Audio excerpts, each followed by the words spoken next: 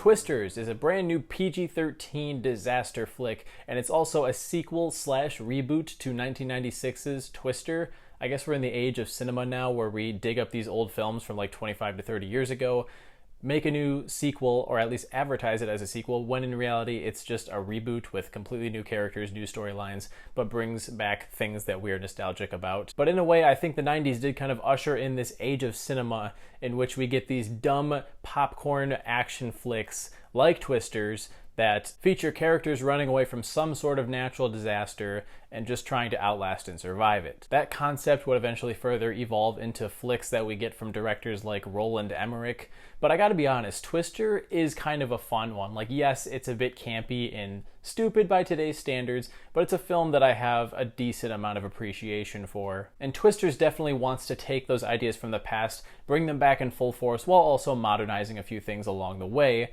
But if there's one thing I have to say about this movie is that I cannot imagine a single person going to the theater to see this, coming out and going, you know what, that's not what I was expecting at all. That's not what the advertising told me it was going to be. This movie is exactly what the marketing has been pushing. It's a big, loud, dumb B movie in which storm chasers find themselves in very dangerous situations and must figure out how to get out. The humans chase the storms chase the humans, and it goes back and forth like that for a while. Eventually, they do use some flimsy science to maybe find a way to quote-unquote defeat these tornadoes, or at least stop them from wreaking havoc on human civilization. And although this is a very paint-by-numbers film in terms of the plot, there is a little more under the surface than meets the eye. Our main character, Kate Carter, played by Daisy Edgar-Jones, is a storm chaser who finds herself walking away from this hobby for a while after something very horrific happens to her. Fast forward a few years later, and one of her friends drags her back into it, and on this new adventure, she meets a social media superstar of sorts named Tyler Owens, who is played by Glenn Powell. And that's what leads us to the man versus nature cat and mouse game that we get for the rest of the film. If it sounds like Kate's character in this movie is a bit on the nose and similar to Helen Hunt's character in the original Twister, that's probably because it's true.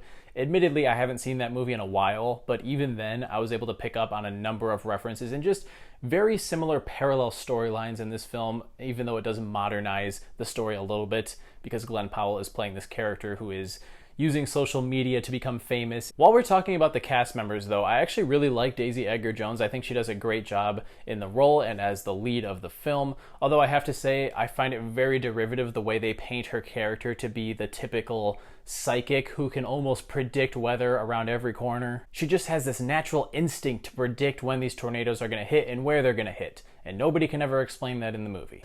Hi, this is Karen Smith.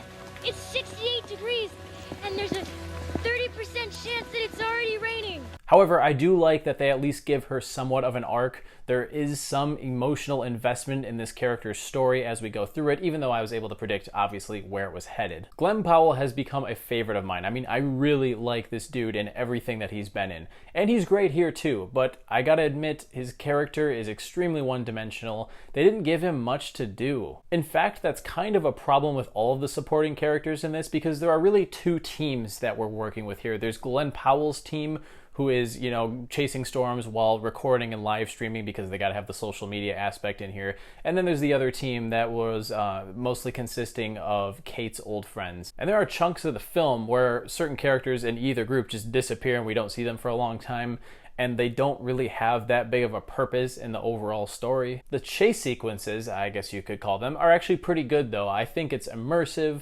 A lot of the chaos is well shot, and the CGI is pretty good. There are some practical stunts sprinkled throughout, I think, but most of it is CG. And the fact that they shot it in 35mm definitely makes a difference. You can absolutely notice that, especially on a huge screen. As much as I did enjoy the action sequences for the most part, I think they do get quite repetitive by the end. I mean, there's only so many times that you can have people on the ground running and seeking shelter from a tornado that they probably got closer to than they should have.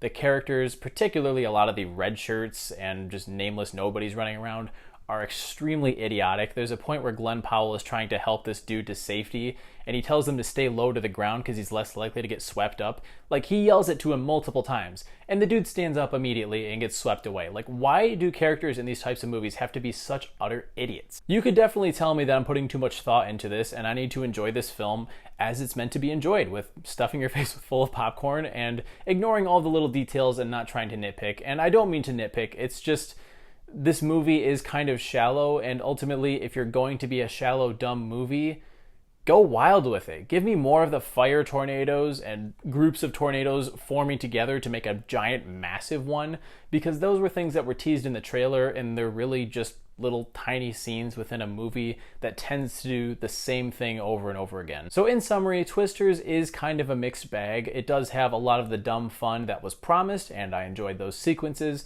but it also is inconsistently paced. It's quite repetitive. The characters and dialogue aren't as strong as I wanted them to be, with the exception of the main character. But interestingly enough, the more I think about it, it does feel like a movie that could have released in the 90s if you take out the social media stuff and a few of the other technological advances that they use in the film. It does have that vibe of the original Twister, but it's not as good as that film. I'm gonna give Twisters 3 stars. Still a thumbs up, just a very mild one.